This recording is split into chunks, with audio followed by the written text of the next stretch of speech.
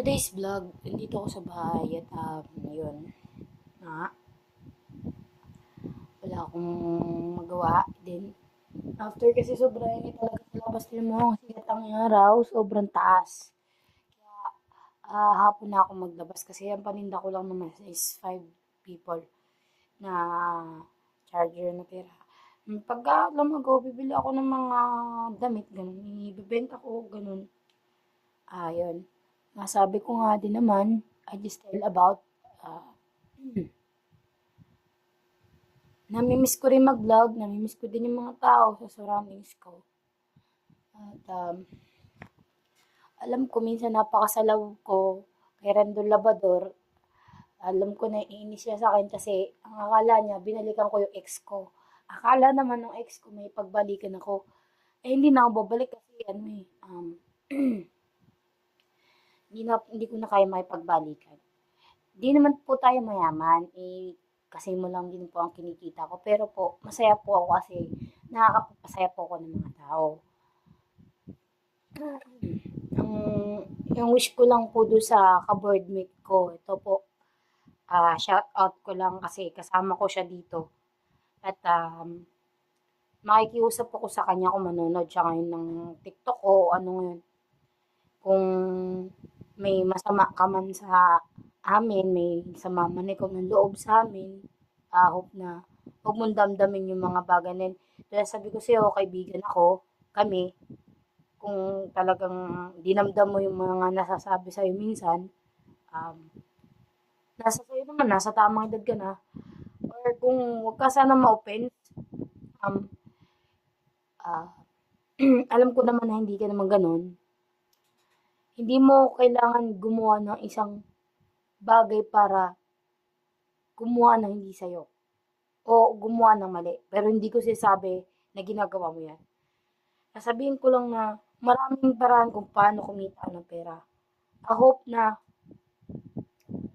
maisip mo na maraming paraan kung paano kumita. Ako nga, wala akong kaibigan eh. Alam mo, ang kaibigan ko, sarili ko. Bakit? Kasi ang hirap magtiwala sa ibang tao, lalo na pag hindi ka nila gusto, hindi ka nila ka-vibes. Pero kung ang isip mo is huwag ka ma-offense, huwag ka masaktan, ay chik-chak-chok ang gusto mo sa akin at ganun ang hilig mo, huwag ako. Dahil ako kasi ako yung tao na tropa ako, best friend ako kung tawagin. Hindi ako yung gustong gugustuhin mo na pwede mong gawin yung gusto mo. Kasi ako, may limit yung pagiging isang tao ko, pagiging mabait ko sa isang tao. Ayoko kasi nung ako yung ginaganon kasi ako, ayoko ng baboy eh. Ito lang, hiril ko na kita, nakalagay ito sa TikTok ko at sa YouTube. Ayoko kasi ng taong ganun. Ang gusto ko, magbe-berment, ang daming racket eh. Huwag ka lang mahiya, makikita ka din ng pera. Ako nga hindi nahihiya eh. O kumikita ako ng pera, kahit kasi mo, o titinda ako. Kasi, nasa tao ang diskarte. Nasa Diyos ang awa, pero nasa gawa sa tao. Ito, Englishin ko. The working hard is an human being. But, the God will trust in loving a person, a human being, is from God. Ang hirap na, no?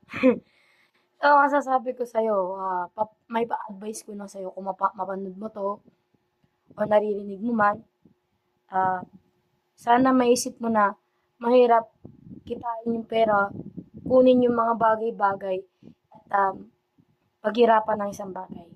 Kasi hindi yan kinuha sa kung saan, yan ay pinaghirapan, yan ay dugot pawis, hindi yan galing kung saan man. At huwag mong damdamin yung mga salita na sinabi sa'yo ng iba man, ang isipin mo, you always remember to yourself, kaya ko na wala lang kaibigan.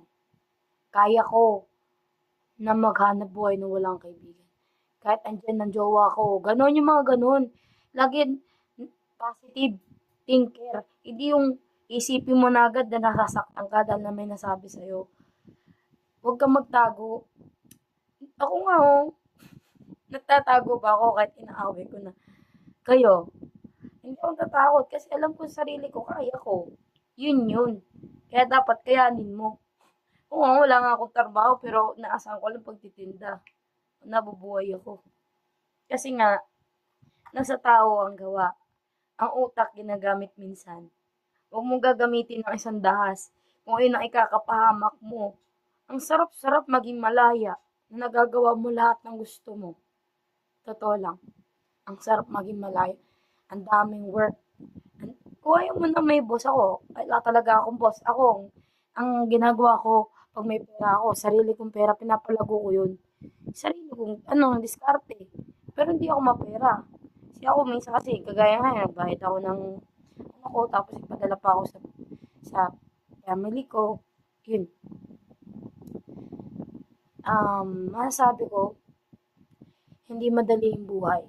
Kaya, huwag mong isipin yung mga tao na surroundings mo, isa sa mga yun. Kaya sabi ko, isip ko nga lagi ako nagdadasal sana naman, wag naman yung gawin yun sa akin.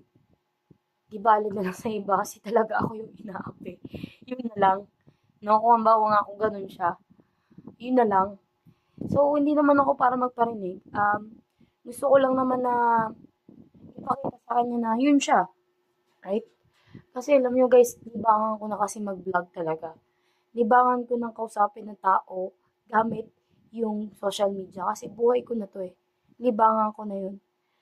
Kasi kung paninatili natin parang kakausapin natin yung sarili natin, parang talagang masisiraan ka na ba? Pero, kung i-encourage mo yung sarili mo na turuan mo makipag-usap ka sa maraming tao sa pamamagitan ng pipeline ng binibidyo mo sarili mo. That you're using a video, whether you're using your phone, that you're talking to those people around you, that you're enjoying what you're doing. You're enjoying vlogging. It feels like happiness to yourself to be. Masaya kaya, alam mo ko, nabubuhay ako, wala akong pinapanigan mula nung try rin ako ng kaibigan ko, try rin ako ng family ko. They not true with me that I need the love and trusting.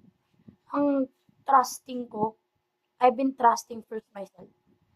Then I've been trusting with the person who get love me. Then can be understood. Nakakaintindi sa akin. Yun. I just wanna advise that when you're your young age, that you're just turning to be a young age, no? Habang lumalaki ka, ikaw ikaw man o marami mang kabataan na dumadaan sa buhay na parang nahihirapan ka. Huwag mong isipin nahihirapan ka kasi bata ka pa eh. Maraming paraan. Isipin mo, maghanap ka ng paraan. Lahat ng bagay maparaan. Kung meron kang utak, huwag mong isipin, idepende sa isang tao ang buhay mo. Idepende mo sa sarili mo, maniwala ka. Tignan mo na nawala ko, na kaya ko. Kasi, kung kaya nila, sila mga vlogger sila, kaya din natin mga simpleng tao.